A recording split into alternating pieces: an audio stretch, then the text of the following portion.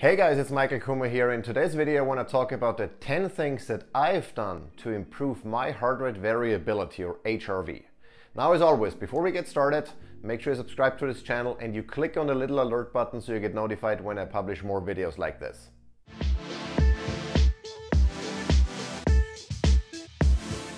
And one thing that's important is I've started including chapter markers in my videos, so if you want to jump to a specific section of the video or skip something, you can easily do that by using those chapter markers. Let's talk about what HRV really is. HRV, or heart rate variability, is the difference in timing between heartbeats. So if you have a pulse or a heart rate of 60 beats per minute, then your heart is not beating consistently at once a second. There is a slight variation between those heartbeats that can be measured in milliseconds. And that difference in timing is HRV.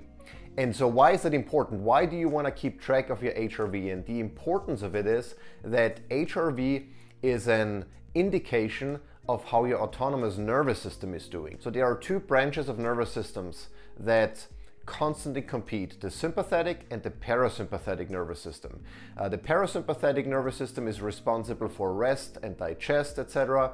And the sympathetic nervous system is responsible for the flight and fight response, for your stress response basically. And these two branches are under constant competition. And that competition is reflected in the difference in timing of your heartbeat, so your HRV. And the higher your HRV is, the more variation you have between the timing of your heart beats, the more your parasympathetic nervous system is engaged, so the rest and digest and recover response in your body.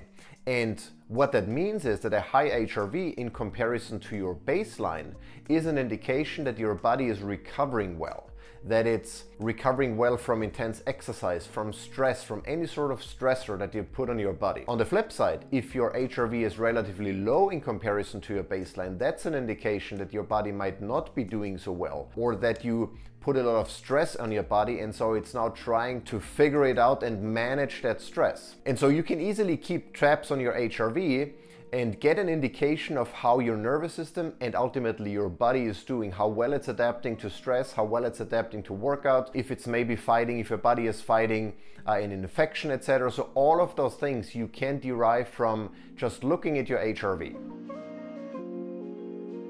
Now, another thing that's very important is your HRVs, or the HRV in general, is a highly personalized metric. So you cannot compare, or you shouldn't compare, your HRV to someone else's. So all of the tips that I will show you throughout this video are meant to improve your HRV as compared to your own baseline, to where you started, and not necessarily in comparison to someone else. The other thing that's important is that HRV typically declines with age. So the older you get, the lower your average HRV is going to be. So I'm almost 40 years old, and if I look at some of the HRV data from my gym buddies who are in their early 20s, their HRV is significantly higher, and I will likely never reach those levels simply because of my age. There are also genetic factors and other things involved that determine what your HRV is going to be. So the goal always has to be to improve your HRV based on your own baseline and not in comparison to someone else. A couple of more things before we get to the actual tips, and one is, how do you measure HRV and when do you measure it? Well, I use two tools to measure HRV. One is my Whoop strap, and the other one is my temperature controlled smart mattress.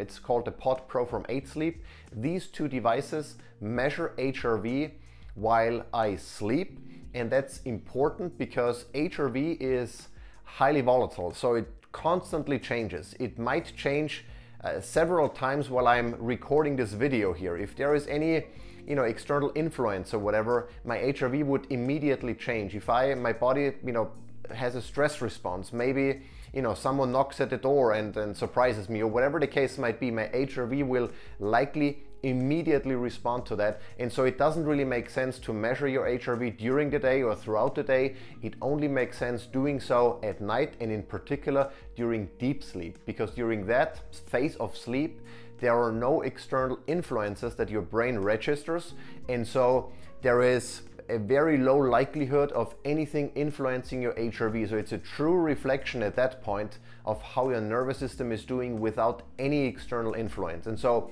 both Whoop as well as my Pod Pro by 8 Sleep measure HRV during deep sleep, and that's how I keep track of my HRV and see how it changes based on some of the tips and lifestyle factors that we'll be discussing throughout this video. Now the last thing, and then we get started, I promise, but it's very important, is that the improvements that I will show you in this video that I've made over the past 2.5 or so years are really based on fine-tuning many of the tips that I had already implemented years before. But the problem is that I didn't have a Whoop strap before early 2019. I didn't have a Pod Pro or any other mechanism or way of measuring my HRV before early 2019. And the reason I'm saying this is because before I started with implementing lifestyle changes, better diet, better sleep hygiene, better exercise regimen, etc., I followed a standard American diet. I didn't work out a lot or regularly. I didn't take care of my sleep the way I should have. And so during that time, I'm very confident that my HRV was probably significantly lower, and we would see a significant difference and improvement from 10 years ago maybe to now. But since I don't have any raw data from that time, the earliest I have is from early 2019, and at that point I had already implemented many of the tips that I will go through with you in this video. And so the improvements that I've seen in my HRV, about 20 milliseconds on average, you can see up here a graph from early 2019. It's a 6-month snapshot from Whoop, and you can see that I have an average HRV of roughly 40 milliseconds and nothing above 90. Then another snapshot up here from just a few months ago. It's another 6 months time span where you can see my average, the bulk has really crept up to around 60 milliseconds, and I have a lot of spikes above 100. In fact, I think my highest HRV that I've recorded with Whoop was 143 or 148. And so I never had those spikes above 100 in the past, and my average has crept up too by about 20 milliseconds. And that was these improvements I made by fine-tuning many of the tips that I had been living already for several years. So I can't imagine if you are on a standard American diet, if you have not implemented many of or most of the tips in this video, then I would expect you see even greater improvements than what I've seen over the past 2.5 years. Now, with that context set, let's get into the 10 tips. I started with a paleo diet about 5 years ago, or by now it's probably 6 years ago, then switched to a ketogenic diet, very low carb.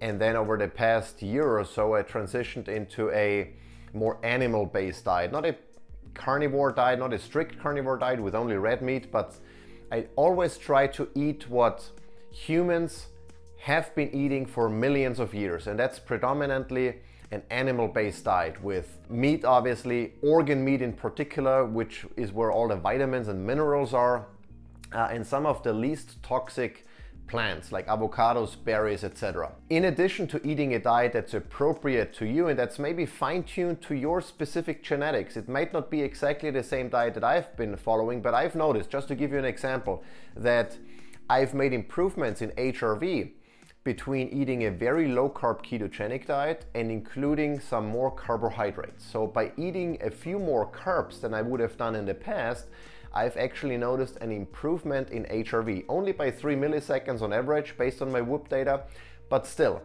I feel better with eating a few more carbs and it's reflected in my HRV. The other thing besides what you eat is when you eat. I've noticed that eating late meals close to bedtime decreases my HRV, and that is because if my stomach is full and then I go to bed an hour later, my body has to spend a lot of energy in digesting that food instead of using it for some other repair mechanisms. And so even though the parasympathetic nervous system is responsible for rest and digest, and it does that well, but it takes away from other areas in your body that, where the energy might be used in a better way.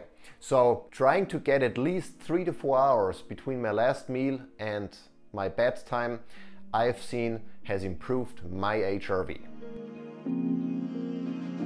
The second tip, very closely related to nutrition, is hydration. I've noticed that when I'm hydrated properly, my HRV is about 12 milliseconds higher than on days where I'm not. Hydration is always important, but particularly if you follow a low carb diet, because if you don't eat a lot of carbs, if you're maybe on a ketogenic diet, then chances are your body flushes out glycogen more often, and with glycogen you also flush out water through your kidneys, and when you lose water you also flush out electrolytes, and that increases your risk of being deficient in certain electrolytes like sodium, magnesium, calcium, etc., potassium. So it's especially important if you follow a ketogenic diet or another very low carb diet that you potentially look into supplementing with electrolytes and that you hydrate enough.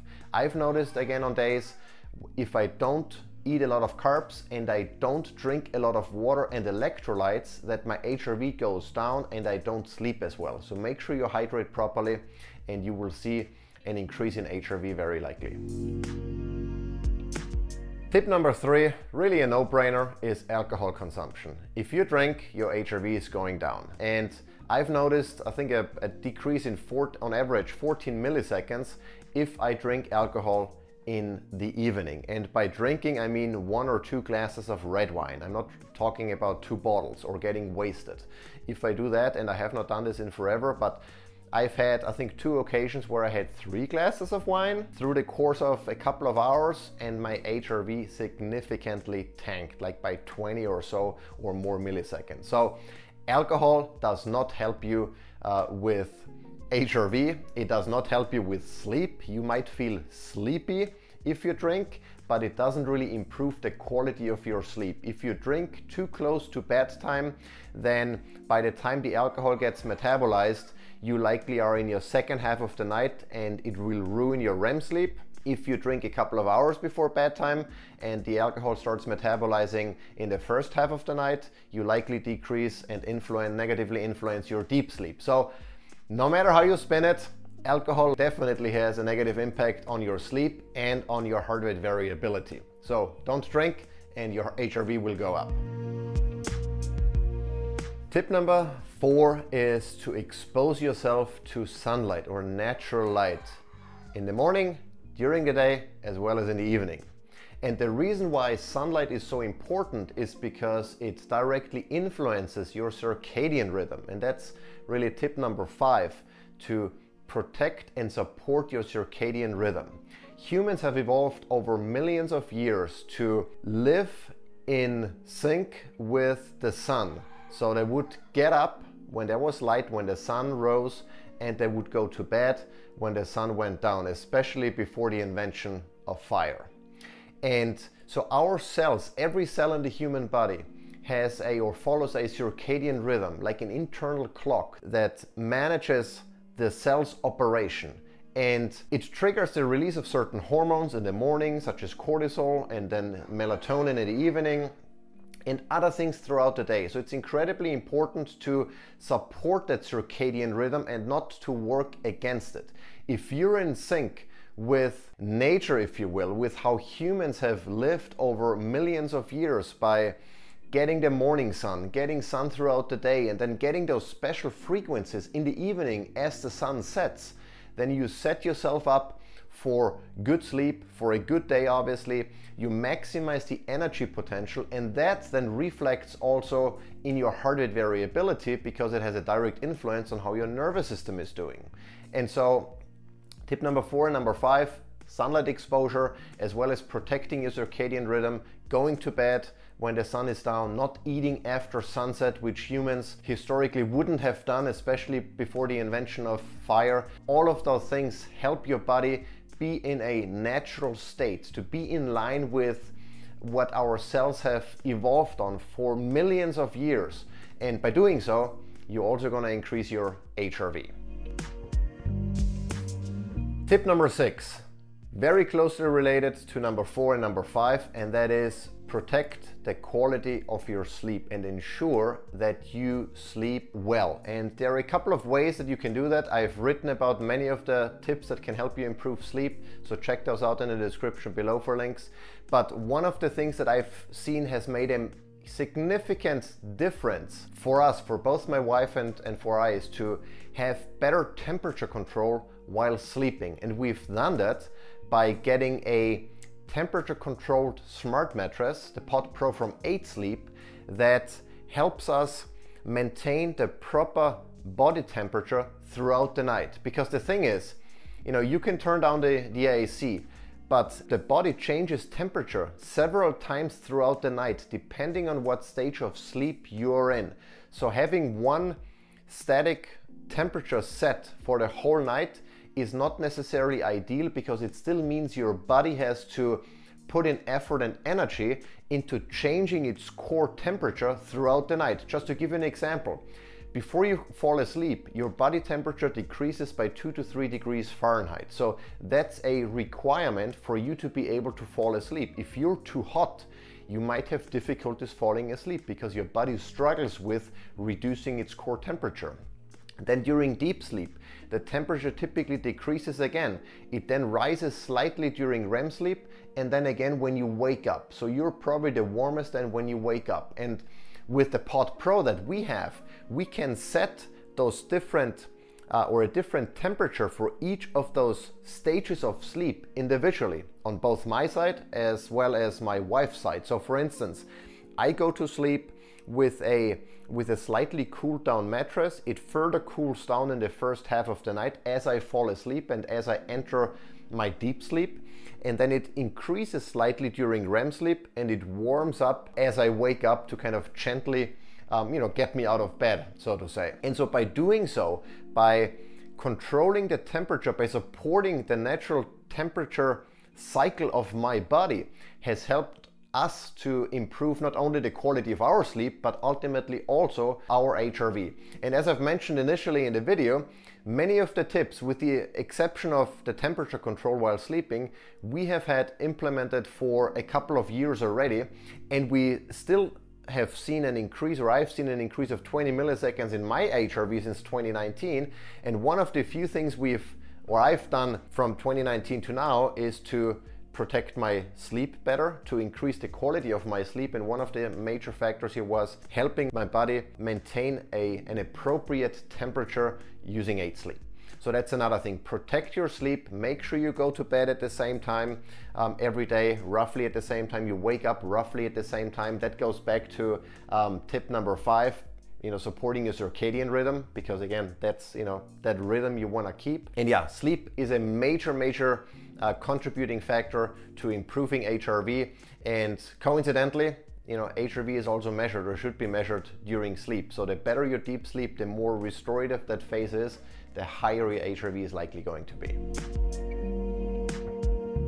Tip number 7 is managing stress. Stress is a major factor that can significantly reduce your heart rate variability, and that's because stress is obviously closely related to your body's response to it, so your stress response, and that is driven by your sympathetic nervous system that, if overactive, leads to a decreased HRV. So the better you manage stress, the higher HRV is likely going to be. And I've implemented a couple of techniques over the past few years that have helped me relieve stress.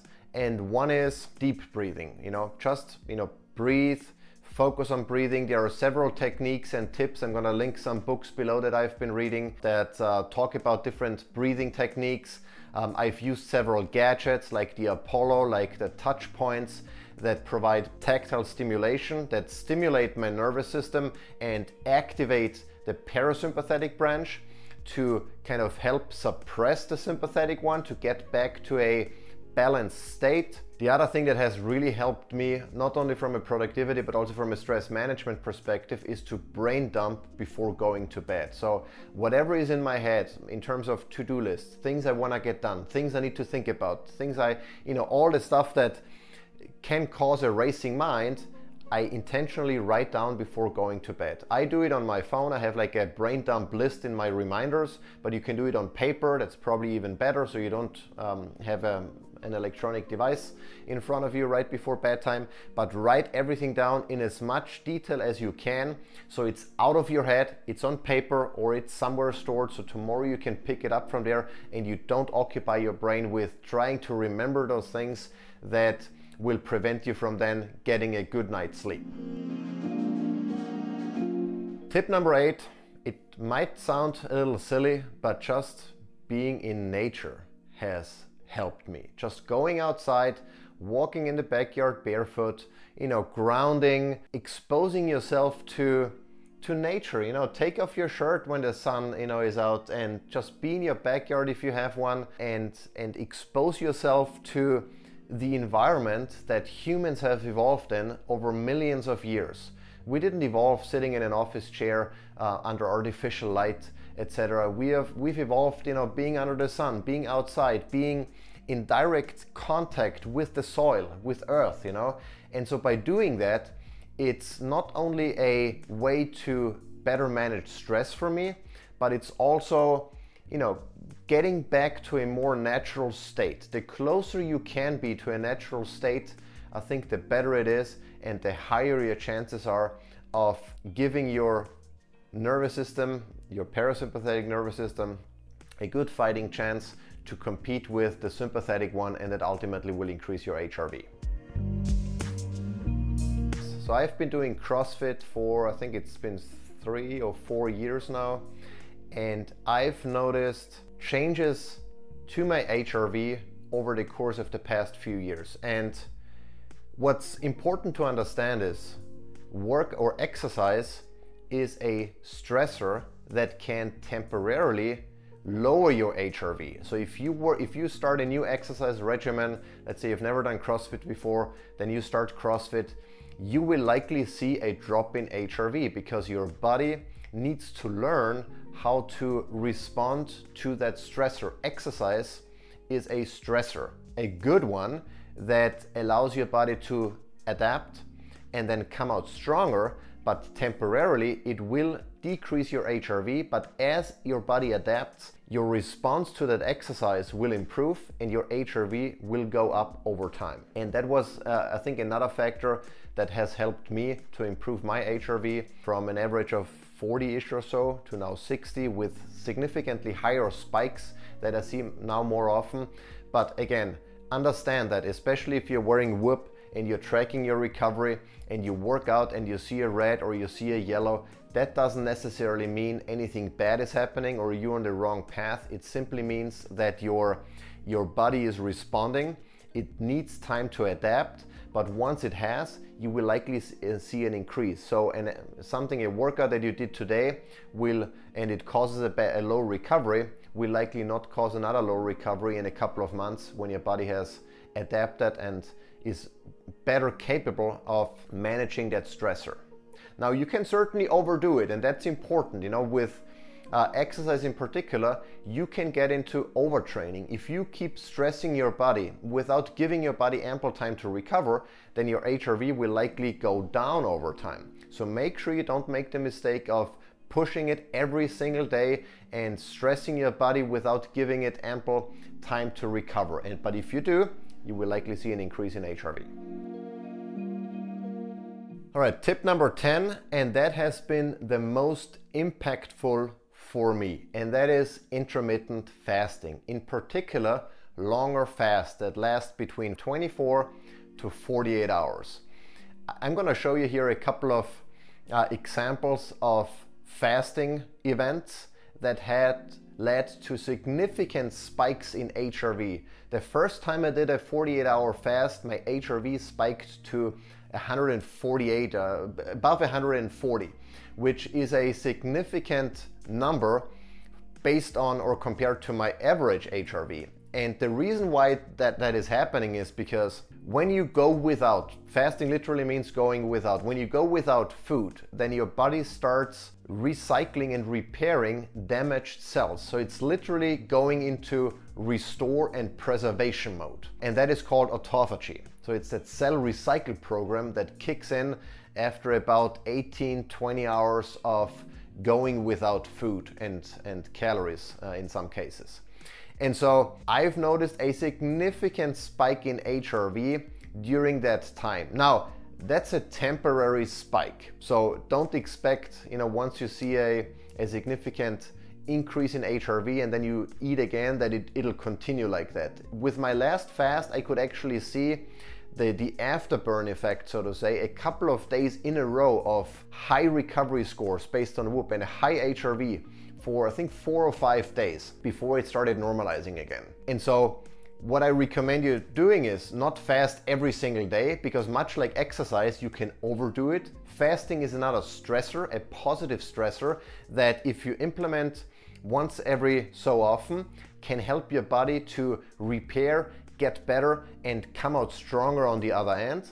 But don't do it every day, because otherwise you will likely see the opposite effect. Now, and I can tell you how the opposite effect looks like, because I recently, and I'm gonna record another video about this, so stay tuned, but I completed the Murph Challenge, which is a very exhausting CrossFit workout that takes somewhere between 40 to 60 minutes to complete. And I completed this workout at the end of a 48-hour fast. So I first stressed my body by not eating in 2 days, and then I went right into that workout without having eaten anything in a long time. And I could also feel the afterburn effect, but in a negative way, because my body was so wiped out from, first of all, the fast and then the workout, that it took me almost 10 days to recover and get back to baseline. So that's the negative example, basically, of what you shouldn't be doing unless you want to find out how your body reacts.